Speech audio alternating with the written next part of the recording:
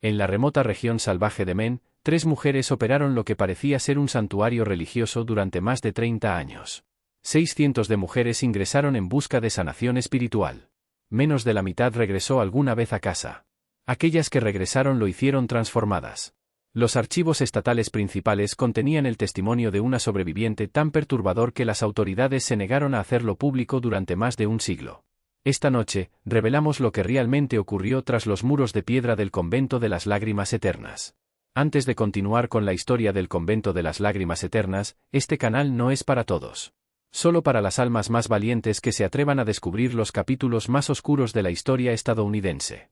Si tienes el valor de escuchar lo que realmente ocurrió en las sombras de nuestro pasado, presiona el botón de suscribirse y cuéntanos en los comentarios desde qué estado nos estás viendo. ¿Eres lo suficientemente valiente para unirte a nuestra comunidad de verdaderos buscadores de misterios? Descubrámoslo juntos. Lo que hace que esta historia sea particularmente escalofriante es que no fue impulsada por fanatismo religioso ni por fuerzas sobrenaturales, sino por algo mucho más aterrador, la búsqueda calculada del conocimiento a cualquier costo humano, escondida detrás de una fachada de caridad cristiana. A finales del siglo XVIII, el distrito de Men aún formaba parte de Massachusetts, un territorio salvaje donde las comunidades aisladas luchaban por sobrevivir a inviernos severos y a realidades aún más duras. La ciudad costera de Millbridge, con apenas 300 habitantes, servía como un puesto comercial para comerciantes de madera y pescadores lo suficientemente valientes para navegar las traicioneras aguas del Atlántico. A 15 millas tierra adentro, a través de un bosque denso marcado solo por senderos de caza de los nativos americanos, se encontraba un terreno que se volvería sinónimo de horrores indescriptibles. Las mujeres Ashford llegaron a Millbridge en una gris mañana de octubre de 1798, en un carruaje tirado por caballos cargado con misteriosas cajas y suministros médicos que llamaron la atención de los habitantes del pueblo. La madre superiora Agatha Ashford bajó del carruaje con el porte de la nobleza europea. Una mujer impresionante de unos 40 años, con cabello gris plateado y ojos grises penetrantes que parecían catalogar cada detalle de su entorno. Su voz tenía el refinado acento de la sociedad inglesa educada, y su porte sugería a alguien acostumbrado a mandar y exigir absoluta obediencia. Hermana Prudence Ashford apareció a continuación, una mujer alta y demacrada de 30 años, con piel de alabastro y manos que se movían con la gracia precisa de un maestro artesano. Sus dedos eran largos y pálidos, con una estabilidad inusual que más tarde resultaría esencial para su macabro trabajo. A diferencia de su superiora, Prudence hablaba poco, observando el mundo con sus ojos azul pálido que no revelaban nada de sus pensamientos. Cuando hablaba, su voz mostraba trazos de un acento escocés, culto pero con una frialdad subyacente que incomodaba incluso a los hombres más endurecidos de la frontera. La más joven del trío, la novicia Temperance Ashford, parecía tener apenas 22 años. Poseía una belleza inquietante que atraía la atención inmediata, cabello negro azabache, piel de porcelana y ojos oscuros que parecían guardar secretos antiguos. Pero había algo perturbador en su belleza, una cualidad que hacía que las madres instintivamente acercaran a sus hijos cuando ella pasaba. Su sonrisa nunca llegaba a los ojos, y tenía la inquietante costumbre de estudiar a las personas como si fueran especímenes de una colección. Las mujeres Ashford afirmaban ser monjas anglicanas que huían de la persecución religiosa en Inglaterra, buscando establecer una nueva orden en la naturaleza salvaje estadounidense. Traían cartas de recomendación impresionantes de oficiales de la Iglesia inglesa, documentos que más tarde se revelarían como magistrales falsificaciones. Su historia era lo suficientemente convincente como para satisfacer a la comunidad protestante de Millbridge, que veía la presencia de mujeres religiosas educadas como una influencia civilizadora en su áspero asentamiento fronterizo. Con monedas de oro aparentemente inagotables, las hermanas compraron casi 200 acres de bosque remoto a una viuda agradecida que había luchado por pagar las deudas de su difunto esposo. El precio que pagaron, 3 veces el valor tasado de la tierra, levantó sospechas, pero también aseguró la cooperación entusiasta de las autoridades locales. Inmediatamente contrataron a todos los carpinteros, albañiles y trabajadores disponibles en la región para construir su retiro religioso. El edificio que surgió del bosque durante los siguientes 8 meses era diferente a cualquier estructura religiosa que los obreros hubieran visto. 3 pisos de piedra gris extraída de la costa cercana, con muros lo suficientemente gruesos como para amortiguar cualquier sonido desde el interior. Las ventanas eran inusualmente pequeñas y estaban ubicadas en lo alto de las paredes, lo que hacía imposible ver dentro desde el nivel del suelo. Lo más peculiar era el sótano, que requería excavaciones extensas y cimientos reforzados mucho más allá de lo necesario para un simple almacén. Cuando se les preguntaba sobre la arquitectura inusual, la Madre Superiora Ágata explicaba con una sonrisa serena que la penitencia requiere soledad y la soledad requiere un contenedor adecuado. Nuestras hermanas en Inglaterra han aprendido que la sanación espiritual es más efectiva cuando el penitente está completamente alejado de las distracciones mundanas. La explicación satisfizo a la mayoría de los oyentes, aunque algunos de los trabajadores mayores se preguntaban en privado por qué una casa de Dios necesitaba parecer tanto una fortaleza.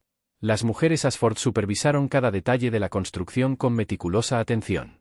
Insistieron en modificaciones específicas que parecían extrañas para los constructores, puertas reforzadas con cerraduras pesadas, sistemas de drenaje capaces de manejar grandes volúmenes de líquidos y conductos de ventilación más apropiados para una instalación médica que para un convento. Cuando los obreros preguntaban sobre estas características, las hermanas citaban su experiencia con instituciones religiosas similares en Europa, afirmando que eran acomodaciones estándar para consejería espiritual intensiva.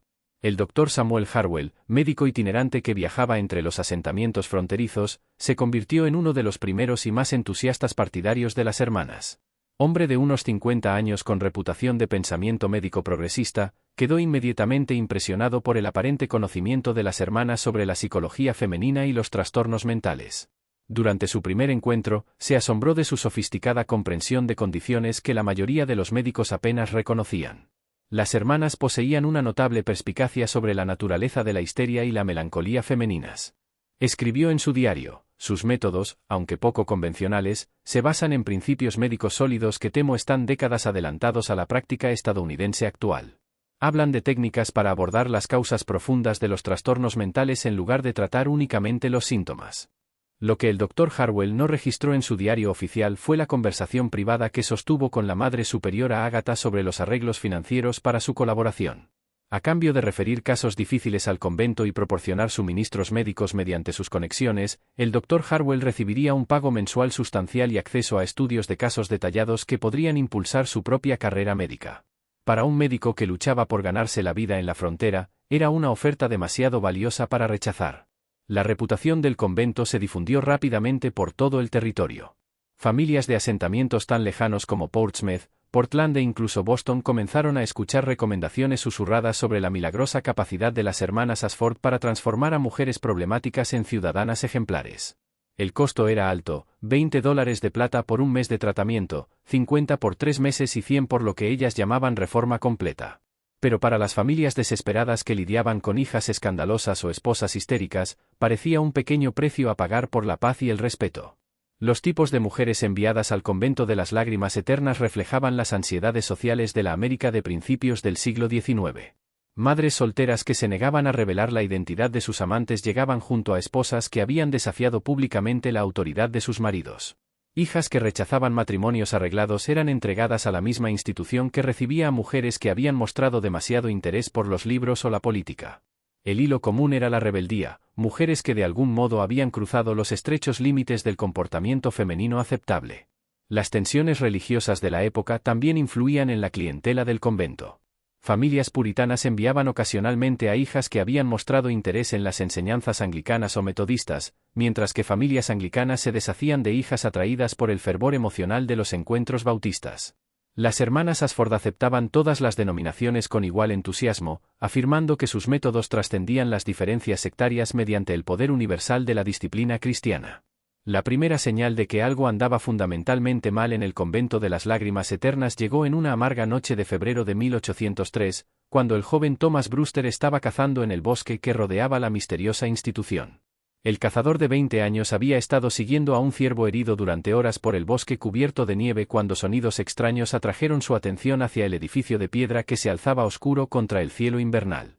Thomas había crecido en esos bosques y conocía cada sonido natural, el crujir de las ramas heladas, el aullido lejano de los lobos, el susurro del viento entre las agujas de pino.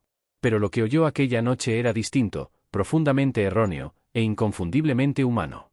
A través del aire pesado de nieve llegaron gritos que subían y caían en oleadas, a veces reduciéndose a gemidos desesperados antes de estallar de nuevo en alaridos primitivos de agonía que helaron su sangre.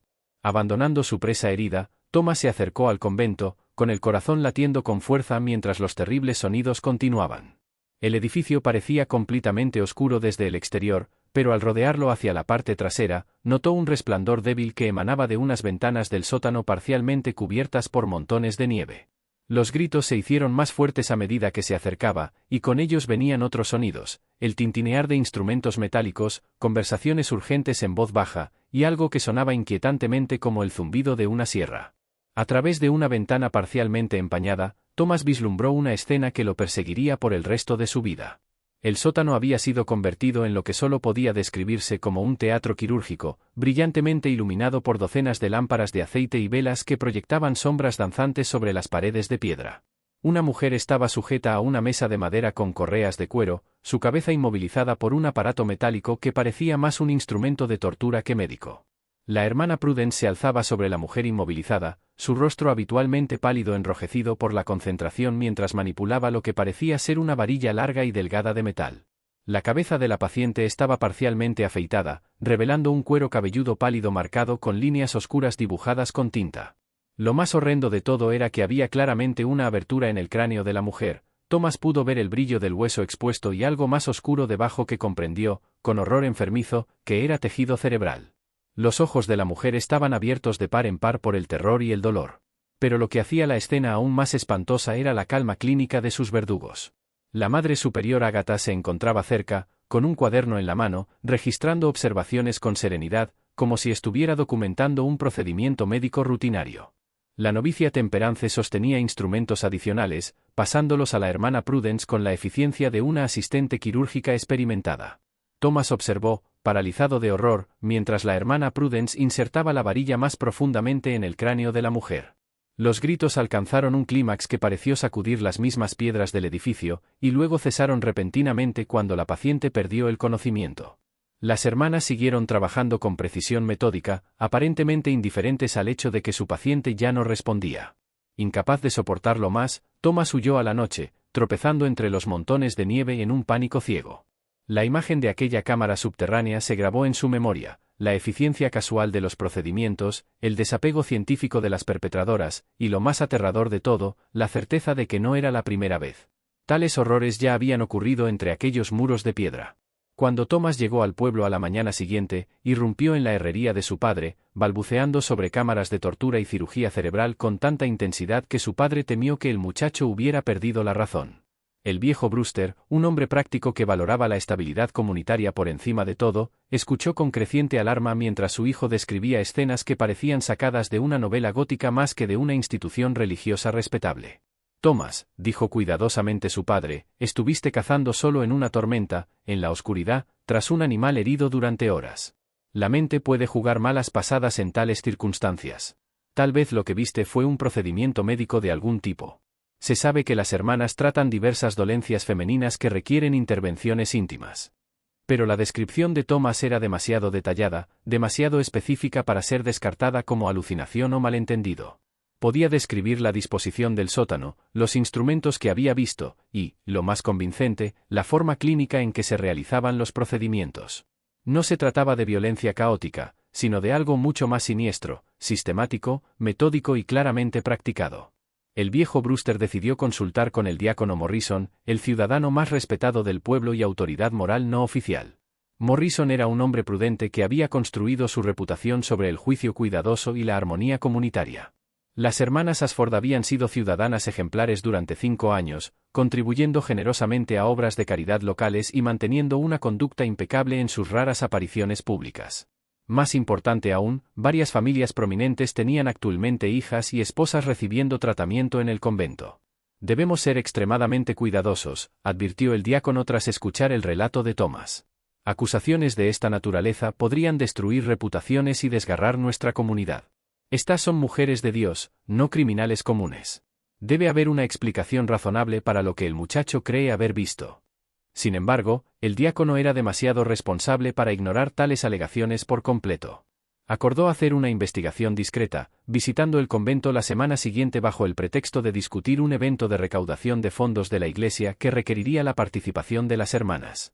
La Madre Superior Ágata lo recibió en el austero salón del convento, una habitación escasamente amueblada dominada por un gran crucifijo de madera y pinturas religiosas que parecían observar a los visitantes con ojos juzgadores.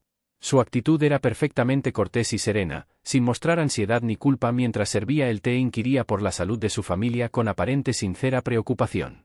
Cuando el diácono Morrison mencionó con delicadeza que cazadores locales habían reportado ruidos inusuales provenientes del convento por la noche, el rostro de la Madre Superior Ágata solo mostró una leve preocupación y comprensión.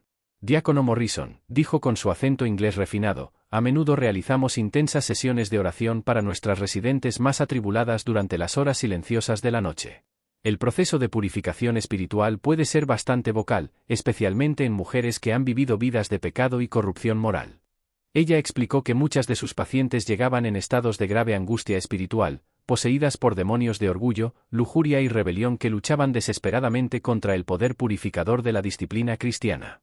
Algunas mujeres, continuó con tristeza compasiva, habían permitido que el mal echara raíces tan profundas en sus almas que el proceso de extracción requería un esfuerzo considerable.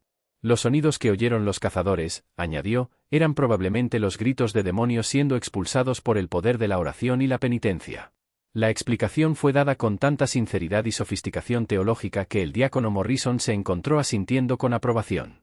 El concepto de guerra espiritual era familiar para todos los cristianos de la frontera, y la idea de que las almas particularmente corruptas pudieran necesitar medidas extremas para su salvación no parecía descabellada dentro del contexto religioso de la época. La Madre Superior Ágata entonces se ofreció a mostrarle los pisos superiores del convento, guiándolo por dormitorios austeros pero limpios donde varias mujeres se sentaban en silenciosa contemplación. Las residentes parecían tranquilas y profundamente absortas en oración o meditación, aunque el diácono Morrison notó que se veían inusualmente sumisas, moviéndose con una precisión mecánica más que con la espontaneidad natural de los seres humanos.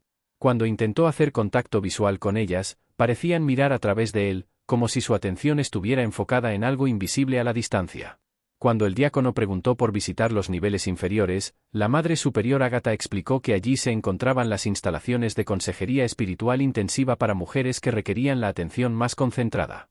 Me temo que sería inapropiado que un hombre presenciara procedimientos tan íntimos, dijo con una sonrisa modesta. Algunos de nuestros tratamientos para la corrupción espiritual femenina requieren un examen privado del alma que comprometería la dignidad de las pacientes si fueran observadas por ojos masculinos. La explicación pareció razonable dentro de las convenciones sociales de la época, y el diácono Morrison abandonó el convento sintiéndose tranquilizado, convencido de que Thomas Brewster había malinterpretado lo que había visto. Sin embargo, algo continuó perturbándolo durante el viaje de regreso. Una sutileza inquietante que no podía identificar, pero que no lograba apartar de sus pensamientos. Las mujeres que había observado parecían demasiado calladas, demasiado controladas, moviéndose con una uniformidad antinatural que le recordaba más a sonámbulas que a seres conscientes.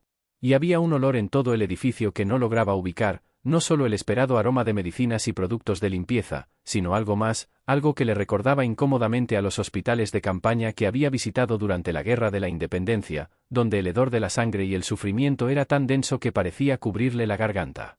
Tras la visita del diácono Morrison, las hermanas Ashford implementaron medidas de seguridad adicionales que volvieron sus operaciones aún más secretas. Los gritos que habían alertado a Thomas Brewster fueron reemplazados por un silencio inquietante que parecía aún más ominoso que los disturbios nocturnos anteriores.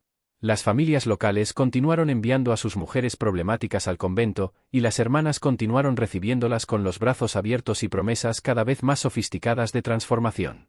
Sin embargo, los residentes más observadores comenzaron a notar patrones inquietantes que sugerían que algo andaba profundamente mal con los tratamientos administrados tras aquellos muros de piedra.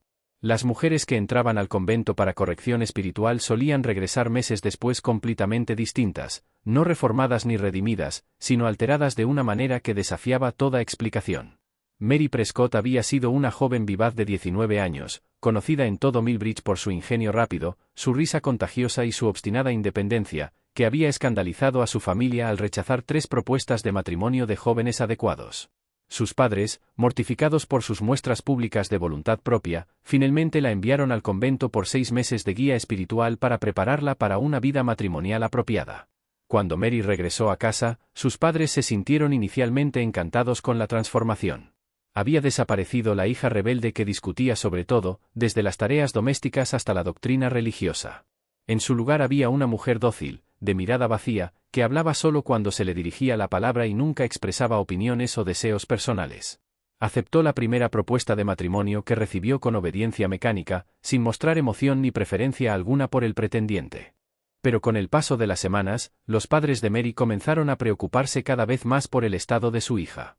No mostraba reconocimiento por sus comidas favoritas, sus objetos preciados ni sus amigas de la infancia. Cuando le mostraban cartas que había escrito antes de su tratamiento, las miraba sin comprensión, como si estuviera viendo documentos escritos por una completa desconocida. Lo más perturbador de todo era que no mostraba ninguna reacción emocional, ni alegría ni tristeza, ni placer ni dolor parecían registrarse en su conciencia. El Dr. Harwell, consultado sobre el estado de Mary, alabó el trabajo de las hermanas como un éxito completo. La paciente ha sido curada de los defectos mentales que la hacían inadecuada para el matrimonio y la maternidad, declaró con confianza. El espíritu rebelde que tanto sufrimiento causó a su familia ha sido completamente eliminado mediante la disciplina espiritual adecuada. Sin embargo, la madre de Mary notó detalles que la inquietaron profundamente. Su hija tenía cicatrices inusuales en el cuero cabelludo, parcialmente ocultas por el cabello, pero visibles durante el lavado o el cepillado. Las cicatrices formaban un patrón que sugería algún tipo de procedimiento deliberado más que una lesión accidental. Cuando se le preguntó por ellas, Mary dijo no recordar cómo las había adquirido, afirmando simplemente que no recordaba nada de su tiempo en el convento, excepto que había rezado mucho para convertirse en una mejor mujer. Transformaciones similares comenzaron a ocurrir con creciente frecuencia a medida que la reputación del convento se extendía por toda Nueva Inglaterra. Hannah Morse, enviada para tratamiento de melancolía tras la muerte de su hijo, regresó a casa después de 3 meses como una mujer inusualmente alegre que afirmaba no recordar haber tenido nunca un niño. Cuando se le mostraban las ropas y juguetes del bebé, no mostraba reconocimiento ni emoción, como si esa parte de su vida hubiera sido completamente borrada de su memoria. El caso de Elizabeth Thornton fue quizás el más perturbador. La esposa de un comerciante había sido internada en el convento por histeria después de acusar públicamente a su marido de adulterio y exigir el divorcio, una conducta escandalosa que amenazaba la posición social de ambas familias. Cuando regresó tras 4 meses de tratamiento, no solo se retractó de sus acusaciones, sino que insistió en que jamás las había hecho. Más inquietante aún, parecía no recordar los eventos que habían llevado a su internamiento, describiendo su matrimonio como perfectamente feliz y a su esposo como intachable. El estado físico de Elizabeth también era preocupante. Se quejaba de fuertes dolores de cabeza que la dejaban en cama durante días, y sus familiares notaban que a menudo se mostraba confundida con información básica, olvidando los nombres de amigos de toda la vida, perdiéndose en vecindarios familiares y teniendo dificultades con tareas simples que antes hacía con naturalidad. Como las demás mujeres reformadas, llevaba misteriosas cicatrices en el cuero cabelludo y afirmaba no recordar cómo las había obtenido. El Dr. Harwell continuó apoyando con entusiasmo los métodos de las hermanas Ashford, aunque su propio comportamiento se volvió cada vez más errático con el paso de los años. El otrora respetado médico comenzó a beber en exceso y a hablar con frecuencia en monólogos incoherentes sobre el avance de la ciencia médica y los sacrificios necesarios por el bien mayor de la humanidad. Sus diarios de este periodo, descubiertos tras su muerte, revelan a un hombre en lucha con su conciencia mientras justificaba acciones cada vez más horrendas. Los procedimientos que he presenciado desafían todos los principios de ética médica que me enseñaron. Sin embargo, los resultados son innegables. Las hermanas han logrado lo que los médicos europeos solo teorizan, la capacidad de alterar la personalidad, suprimir recuerdos específicos y modificar el comportamiento mediante intervención quirúrgica directa en el cerebro. Su documentación es meticulosa, su metodología sólida, sus resultados consistentes y reproducibles. La historia juzgará si somos pioneros que avanzan el conocimiento humano o monstruos que explotan el sufrimiento humano. El flujo de correspondencia entre el convento y diversas instituciones médicas europeas se intensificó dramáticamente durante este periodo. Los trabajadores postales locales, aunque obligados a la confidencialidad mediante generosos pagos, no pudieron evitar notar la enorme cantidad de paquetes y cartas con direcciones extranjeras. Las hermanas Ashford recibían envíos regulares de textos médicos, instrumentos quirúrgicos y compuestos químicos, mientras enviaban informes detallados y lo que parecían ser especímenes biológicos conservados. La Madre Superior Agatha comenzó a realizar viajes mensuales a Portland y Boston, siempre regresando con cajas de suministros y equipos que requerían manipulación cuidadosa. Explicaba a los curiosos locales que el convento estaba desarrollando tratamientos revolucionarios para los trastornos mentales femeninos, combinando la sanación espiritual tradicional con los últimos avances de la ciencia médica europea. Su porte culto y evidente educación hacían que estas explicaciones parecieran plausibles para una comunidad que valoraba tanto la fe religiosa como el progreso científico. Pero algunos residentes permanecían profundamente sospechosos de los cambios que observaban en las pacientes del convento. Martha Goldwyn, cuya hija Rebecca había sido tratada y regresado fundamentalmente alterada, comenzó a cuestionar en silencio a otras familias sobre sus experiencias. Descubrió un patrón perturbador: ninguna de las mujeres que había recibido tratamiento intensivo en las instalaciones del sótano recordaba nada sobre su tiempo en el convento, salvo fragmentos de oraciones e instrucción religiosa. La investigación de Martha reveló otro hecho inquietante: varias mujeres simplemente nunca habían regresado del convento. Cuando las familias preguntaban por sus hijas o esposas desaparecidas, las hermanas Ashford afirmaban que aquellas mujeres habían experimentado un despertar espiritual tan profundo que habían elegido permanecer como residentes permanentes, dedicando sus vidas a la oración y al servicio. Sin embargo, las familias que solicitaban visitarlas eran educadas pero firmemente rechazadas, informadas de que las mujeres habían hecho votos estrictos de silencio y reclusión que prohibían cualquier contacto con sus vidas anteriores. El misterio se profundizó cuando Martha descubrió que el convento estaba aceptando mujeres de lugares cada vez más distantes. Familias adineradas de Nueva York, Filadelfia e incluso Charleston enviaban a sus hijas más problemáticas a la remota institución en Maine, aparentemente dispuestas a pagar sumas considerables y recorrer grandes distancias por la promesa de una transformación conductual completa. Las tarifas habían aumentado en consecuencia. Las hermanas ahora cobraban hasta $500 por lo que llamaban reforma integral, un proceso que solía durar 6 meses y garantizaba la eliminación permanente de todos los rasgos y tendencias indeseables. Al entrar en su segunda década de funcionamiento, las hermanas Ashford se habían establecido como autoridades reconocidas en los trastornos mentales femeninos dentro de las comunidades médicas tanto de América como de Europa. Su reputación cuidadosamente construida atrajo la atención de algunos de los médicos e investigadores más prominentes de la época, hombres fascinados por los detallados estudios de casos y las notables tasas de éxito documentadas en la correspondencia regular de las hermanas con instituciones médicas. El Dr. Jonathan Whitmore, de la Escuela de Medicina de Harvard, se convirtió en uno de sus corresponsales más dedicados, manteniendo un intercambio regular de cartas que duró más de 15 años. En sus comunicaciones, preservadas en los archivos de Harvard, expresaba asombro ante la sofisticación de sus investigaciones. Su documentación de las técnicas de modificación del comportamiento supera cualquier cosa que haya encontrado en la literatura europea contemporánea. La precisión con la que correlacionan intervenciones físicas específicas con cambios previsibles en la personalidad sugiere un nivel de comprensión que nuestra profesión no alcanzará en décadas. Lo que el Dr. Whitmore no comprendía era que estaba leyendo descripciones clínicas de procedimientos que más tarde serían reconocidos como formas primitivas de lobotomía, trepanación y daño cerebral sistemático. Las hermanas Ashford habían desarrollado una comprensión avanzada de la anatomía craneal y la función cerebral a través de años de experimentación sin restricciones en sujetos humanos, acumulando un conocimiento que los investigadores legítimos solo podían teorizar a partir de estudios con animales y autopsias. La metodología de investigación de las hermanas era inquietantemente rigurosa. Mantenían registros detallados de los rasgos de personalidad, patrones de conducta y características psicológicas de cada paciente antes del tratamiento, y luego documentaban cada aspecto de sus procedimientos experimentales con precisión científica. Las observaciones posteriores al tratamiento registraban cambios en la memoria, la personalidad, la función cognitiva y el comportamiento con la misma minuciosa atención al detalle que caracterizaba a la investigación médica legítima. Sus técnicas quirúrgicas evolucionaron considerablemente durante este periodo. La hermana Prudence se había vuelto extraordinariamente hábil en lo que denominaba intervención craneal dirigida, desarrollando métodos para acceder a regiones específicas del cerebro mediante puntos de entrada cuidadosamente calculados. Sus detallados dibujos anatómicos, descubiertos décadas después, mostraban distintos enfoques hacia diferentes estructuras cerebrales con medidas y ángulos precisos que demostraban una comprensión sofisticada de la anatomía craneal. Los procedimientos en sí eran realizados con un desapego clínico que los hacía aún más horripilantes.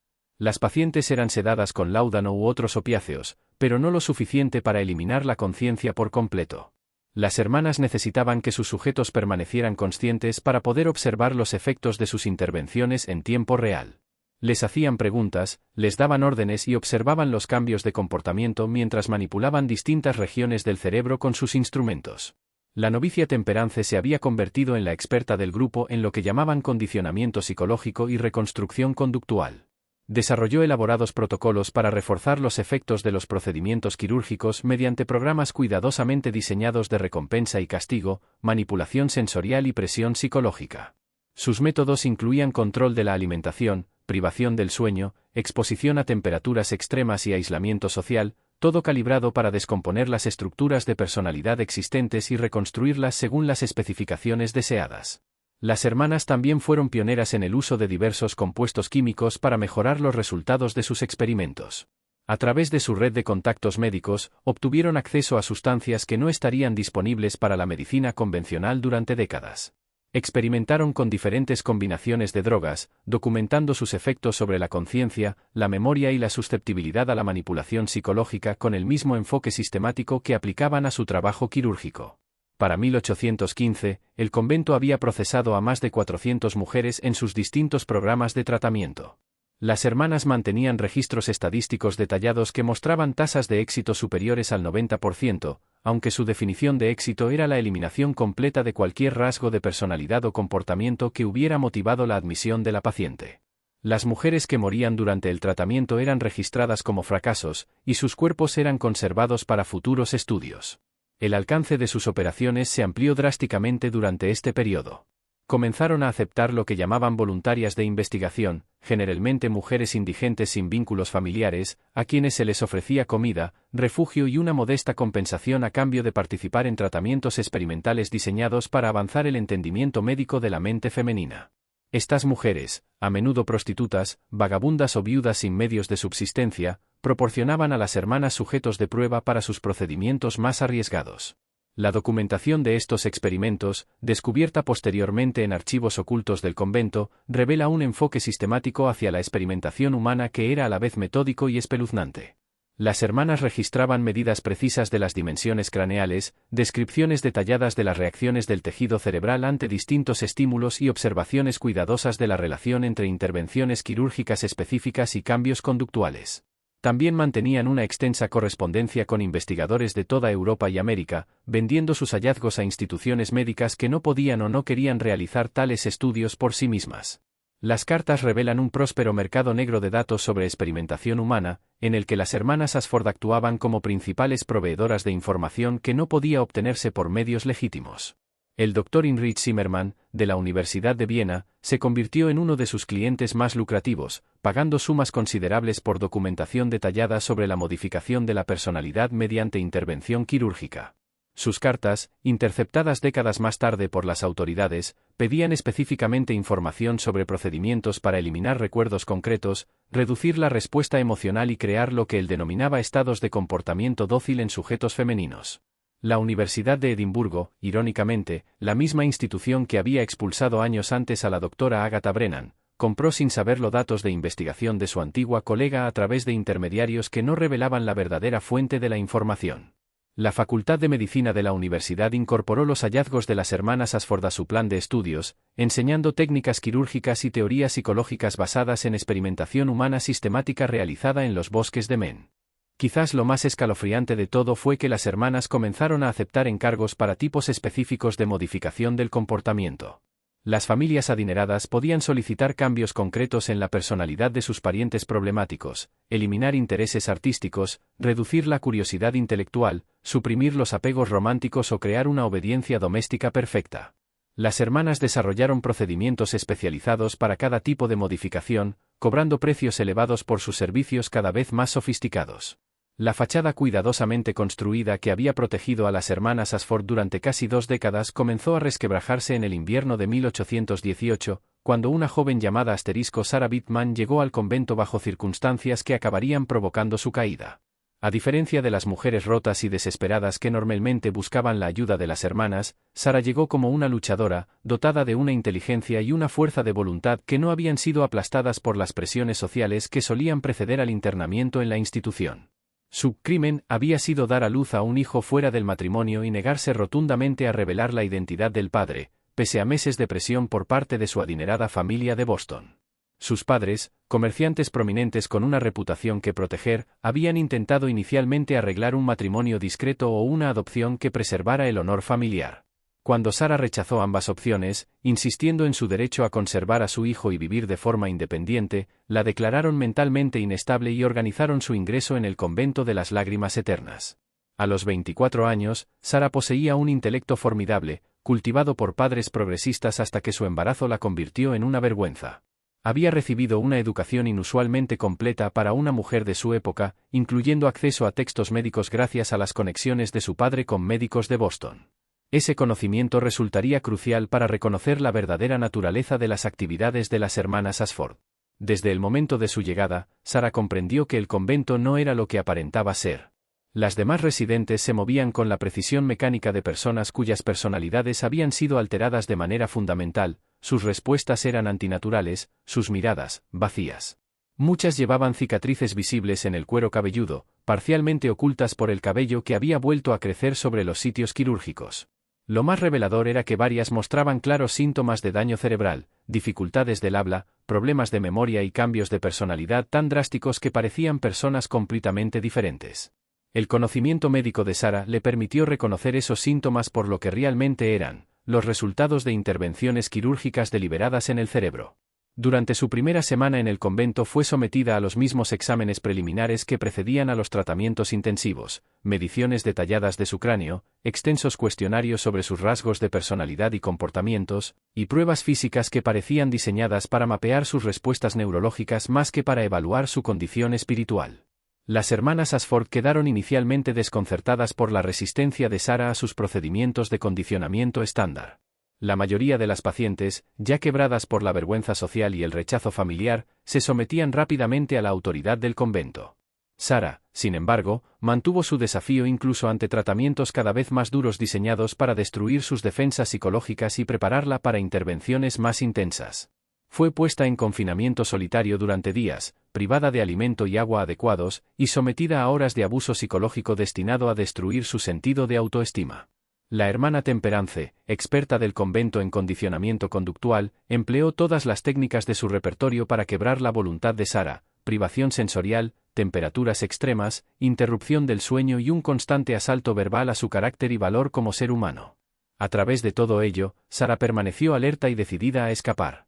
Usó su tiempo en aislamiento para trazar mentalmente el plano del convento, memorizar las rutinas de las hermanas y planear su huida hacia la libertad. Más aún, comenzó a documentar sus observaciones en un diario improvisado, escrito en trozos de papel con tinta hecha de jugo de bayas y oculto en las costuras de su ropa. El gran avance de Sara llegó durante una violenta tormenta eléctrica en marzo de 1819, cuando las inundaciones en el sótano interrumpieron las operaciones normales del convento. Las hermanas se vieron obligadas a trasladar equipos y pacientes a los pisos superiores, creando una confusión que le dio a Sara la oportunidad que había estado esperando. En medio del caos de mover materiales y manejar la crisis, se escabulló de sus guardianas y comenzó a explorar áreas del edificio que normalmente estaban estrictamente prohibidas para las pacientes. Lo que descubrió en las cámaras subterráneas superó sus peores temores. Las habitaciones inundadas contenían evidencia de procedimientos que desafiaban toda comprensión. Mesas de operaciones equipadas con correas diseñadas para inmovilizar completamente a las pacientes. Colecciones de instrumentos quirúrgicos distintos a cualquier cosa utilizada en la medicina convencional.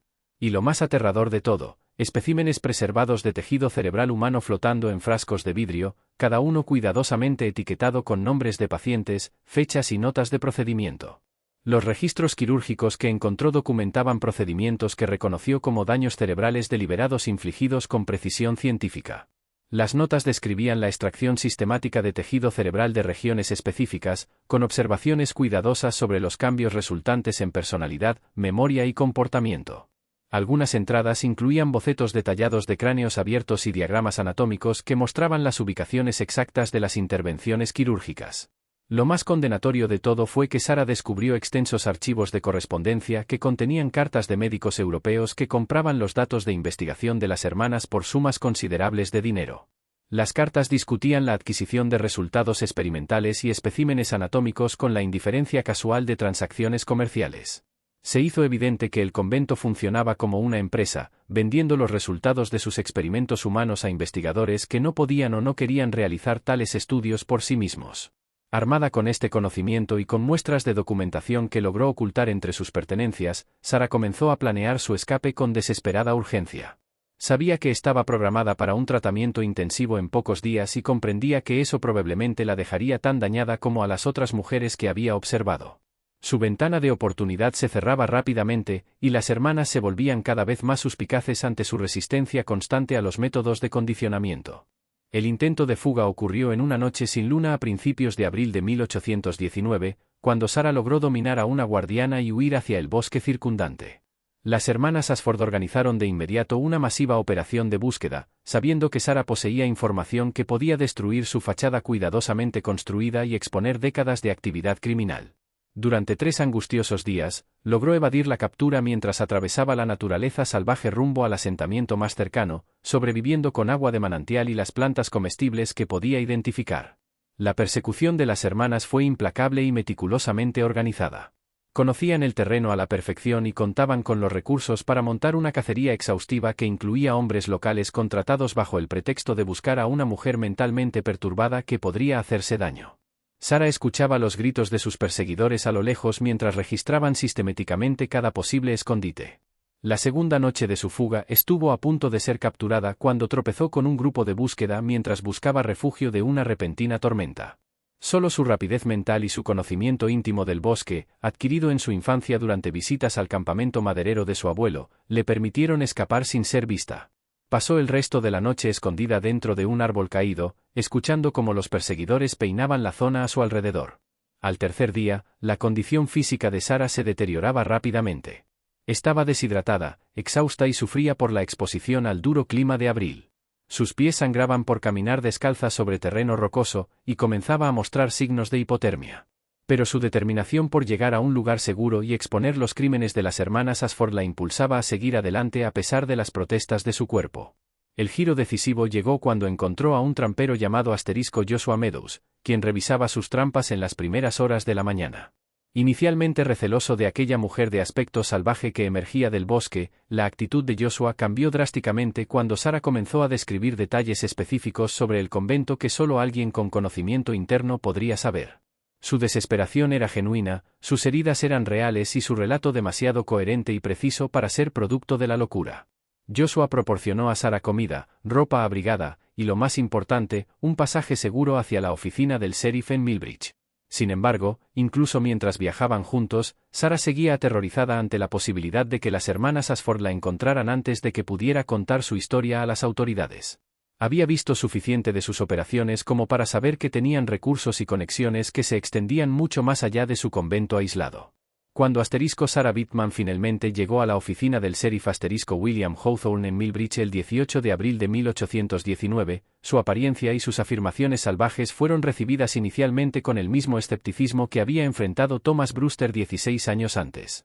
El sheriff Hawthorne, un hombre práctico y de juicio equilibrado, asumió que estaba frente a otra víctima de la exposición al bosque y el colapso mental.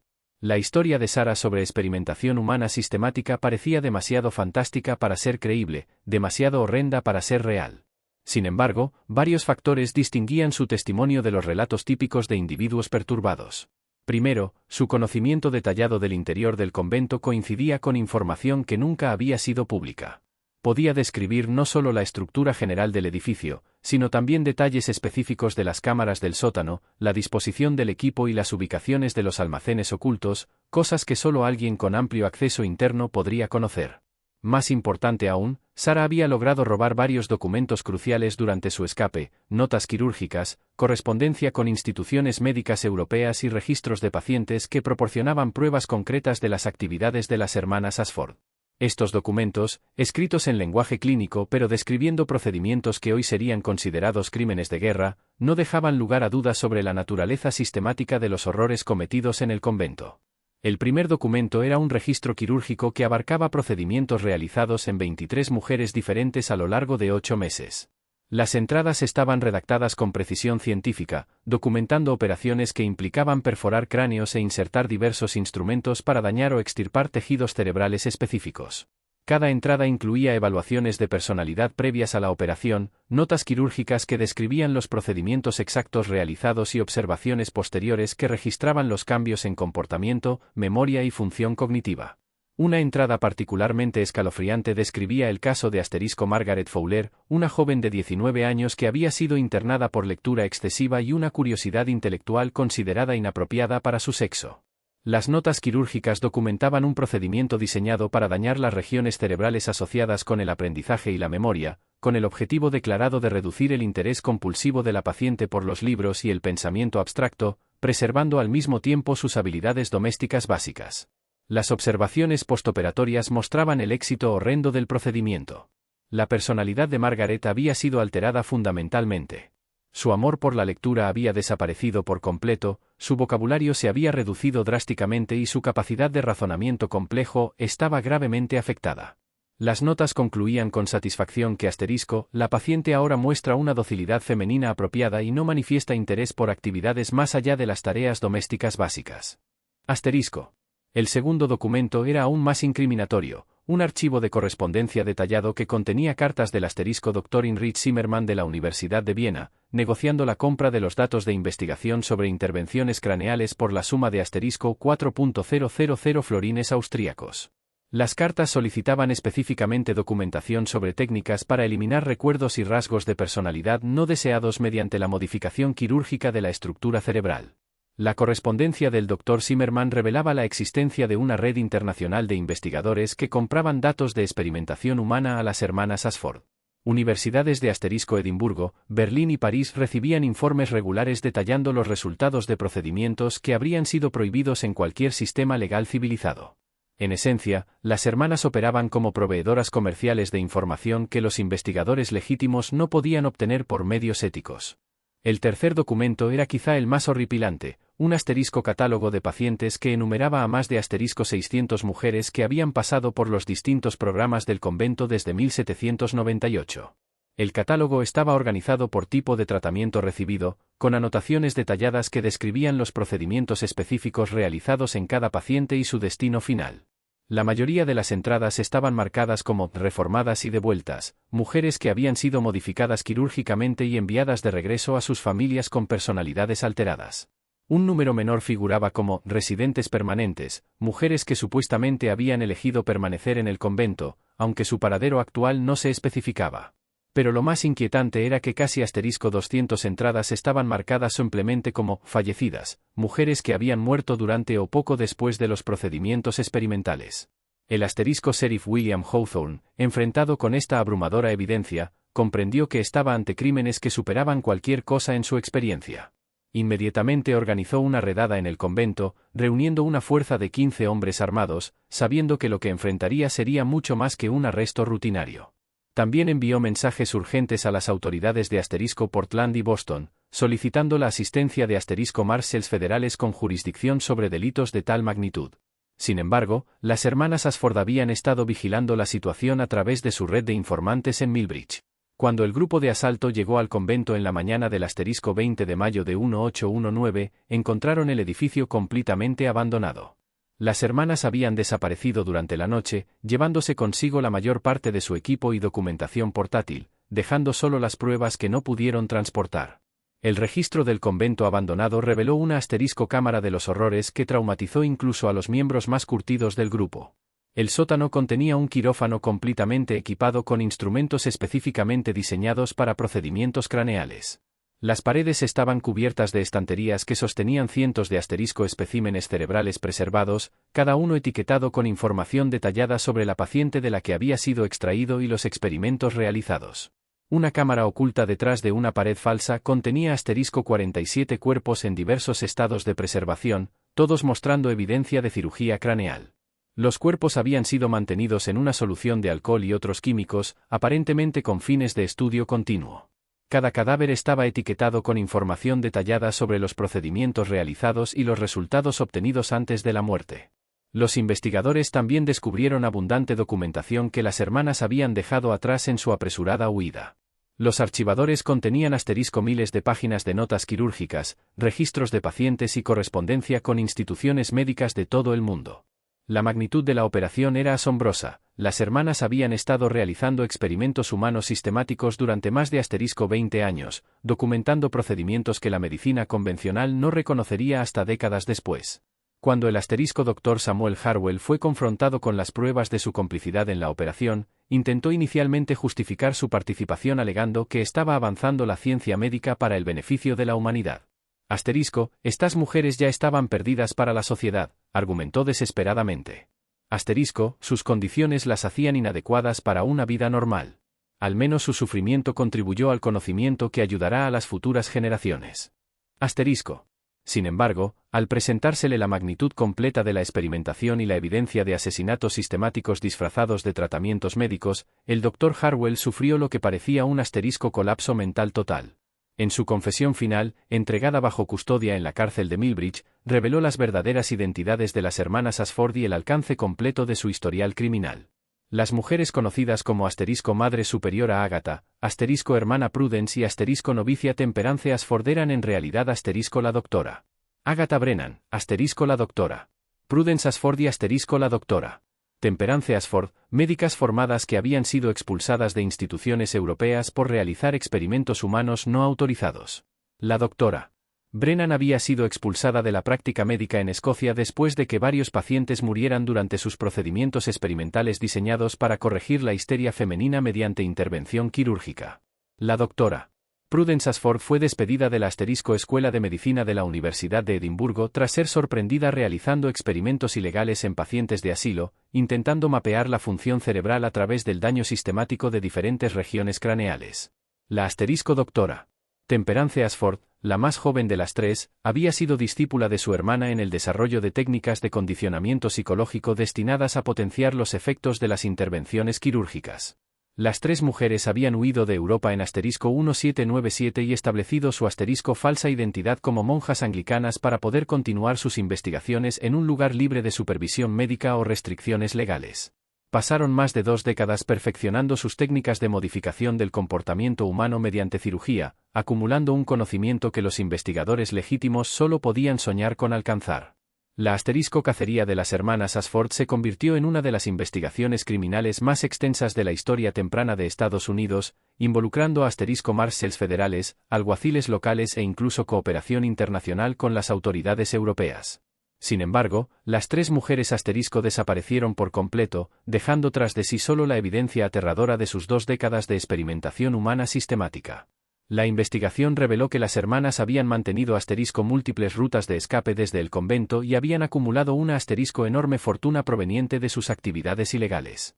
Los registros bancarios descubiertos mostraron que habían transferido grandes sumas a cuentas en asterisco Canadá, México y varios países europeos a lo largo de los años. La cantidad total superaba los asterisco $50,000, una fortuna que hoy equivaldría a asterisco millones en moneda actual. Las hermanas también habían establecido asterisco identidades falsas y casas seguras en toda Norteamérica y Europa, lo que sugiere que habían planeado su eventual escape desde el comienzo de sus operaciones en América. Los registros de envío indicaban que, durante meses antes de la fuga de Sarah, habían estado asterisco trasladando gradualmente equipos y documentación fuera del convento, preparándose para la posibilidad de que sus actividades fueran descubiertas. La investigación reveló el asterisco alcance total de su empresa criminal. A lo largo de asterisco 21 años, las hermanas Ashford habían procesado a más de asterisco 600 mujeres a través de sus programas experimentales. De ellas, aproximadamente asterisco 250 habían sido devueltas a sus familias como pacientes, tratadas con éxito, aunque las investigaciones revelaron que todas mostraban signos de asterisco daño cerebral compatible con intervenciones quirúrgicas. Otras asterisco 50 mujeres fueron registradas como residentes permanentes que supuestamente habían decidido permanecer en el convento, aunque nunca se encontró rastro alguno de ellas. Al parecer, las hermanas asterisco asesinaban a aquellas pacientes cuyas condiciones las hacían inadecuadas para ser devueltas a la sociedad, asterisco preservando sus cuerpos para estudios continuos y deshaciéndose de los restos cuando ya no resultaban útiles para la investigación. Las asterisco 200 mujeres restantes fueron halladas en distintos estados de preservación en las cámaras ocultas del convento. Todo indicaba que habían muerto durante los procedimientos experimentales o habían sido deliberadamente eliminadas cuando sus reacciones al tratamiento ofrecían datos valiosos. La asterisco preservación sistemática de los cuerpos sugería que se habían mantenido durante largos periodos para estudios comparativos. La investigación también reveló la existencia de una asterisco amplia red de colaboradores dentro de las comunidades médicas y académicas.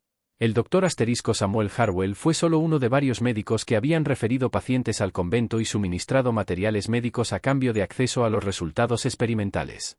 Asterisco carteros, proveedores e incluso funcionarios locales habían recibido sobornos para mantener en secreto las actividades del convento. Las universidades de Asterisco América y Europa resultaron haber incorporado, sin saberlo, las investigaciones de las hermanas Ashford en sus programas médicos. Las asterisco técnicas quirúrgicas y teorías psicológicas que se enseñaban a nuevas generaciones de médicos estaban basadas en la experimentación humana sistemática llevada a cabo en la selva de Maine.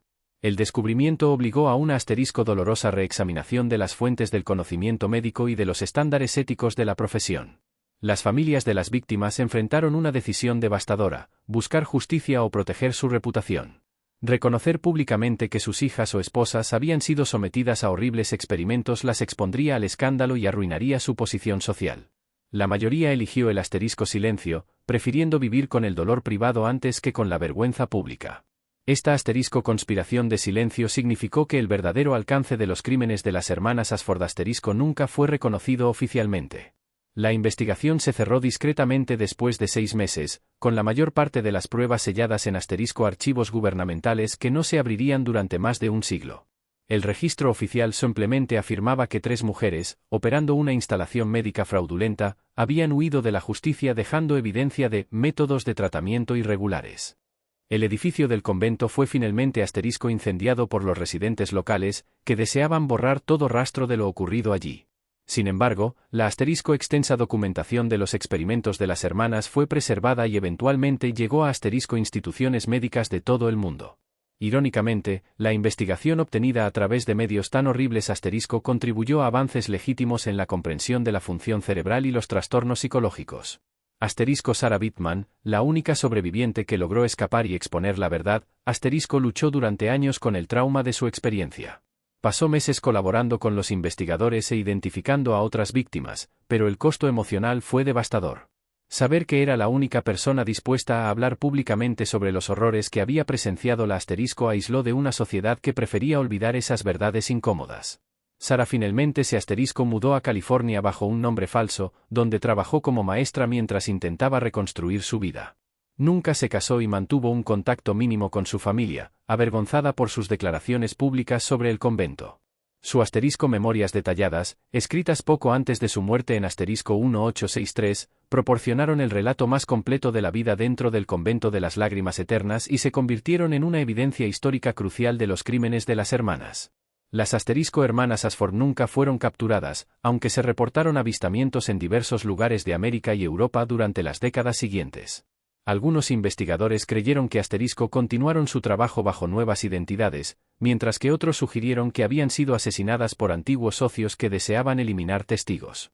Un informe de asterisco 1847 en Argentina describía a 3 ancianas dirigiendo una clínica privada para familias adineradas, pero la investigación fue inconclusa. El testimonio más creíble provino de un asterisco médico francés que afirmó haber encontrado a la asterisco doctora Agatha Brennan en asterisco París en 1856. Según su relato, trabajaba bajo un nombre falso como médica privada especializada en asterisco trastornos nerviosos femeninos, utilizando técnicas sospechosamente similares a las documentadas en el convento de Maine. Sin embargo, cuando las autoridades investigaron, asterisco la mujer había desaparecido, dejando solo pistas tentadoras sobre su verdadera identidad. El caso del asterisco convento de las lágrimas eternas representa uno de los ejemplos más asterisco sistemáticos y prolongados de experimentación humana en la historia de los Estados Unidos. Las hermanas Ashford combinaron asterisco metodología científica con una absoluta ausencia de moral, creando un programa de investigación que asterisco avanzó el conocimiento médico a costa de asterisco destruir cientos de vidas. Su meticulosa documentación reveló técnicas e ideas que la medicina oficial asterisco no reconocería hasta décadas después, pero a un asterisco costo humano que desafía toda comprensión. El caso también expuso la asterisco vulnerabilidad de las mujeres en la sociedad estadounidense temprana, donde las presiones sociales y las limitaciones legales permitieron que asterisco 3 criminales operaran con impunidad durante más de 2 décadas. La asterisco explotación sistemática de los miembros más vulnerables de la sociedad, justificada por afirmaciones de progreso médico y beneficio social, revela con claridad asterisco cuán fácilmente las intenciones nobles pueden ocultar crímenes horrendos. Quizás lo más inquietante de todo fue la asterisco conspiración de silencio que siguió a la exposición de las hermanas, demostrando la asterisco disposición de la sociedad a suprimir verdades incómodas en lugar de enfrentar las implicaciones del abuso sistemático. Las asterisco familias, instituciones médicas y funcionarios del gobierno que eligieron el secreto por encima de la justicia garantizaron que el sufrimiento de las víctimas asterisco fuera olvidado y que asterisco crímenes similares pudieran repetirse. Este misterio nos muestra el asterisco aterrador potencial de la ambición científica descontrolada combinada con los asterisco prejuicios sociales contra poblaciones vulnerables. El hecho de que asterisco 3 mujeres pudieran dirigir un programa sistemático de experimentación humana durante más de 20 años, con el apoyo tácito de profesionales médicos y líderes comunitarios, asterisco revela el peligro del conocimiento cuando se persigue sin límites morales ni supervisión ética. ¿Qué opinas de esta historia? ¿Crees que asterisco horrores tan sistemáticos realmente pudieron permanecer ocultos durante tanto tiempo en la sociedad estadounidense de la época? La evidencia sugiere que la asterisco búsqueda del conocimiento, cuando se separa de la compasión humana y la responsabilidad ética, puede conducir a atrocidades que desafían nuestra comprensión del comportamiento civilizado. ¿Crees que asterisco crímenes similares podrían ocurrir hoy, ocultos tras fachadas de respetabilidad y progreso científico? Deja tu comentario abajo con tus pensamientos sobre asterisco este escalofriante capítulo de la historia estadounidense. Si te gustó este relato y quieres más asterisco misterios oscuros como este, asterisco suscríbete, activa la asterisco campanita de notificaciones y asterisco comparte con alguien que ame descubrir los secretos enterrados de nuestro pasado. Las asterisco sombras de la historia esconden muchas más verdades que los poderosos intentaron borrar para siempre. Nos vemos en el próximo vídeo, donde revelaremos asterisco otro oscuro secreto que desafía todo lo que creíamos saber sobre América.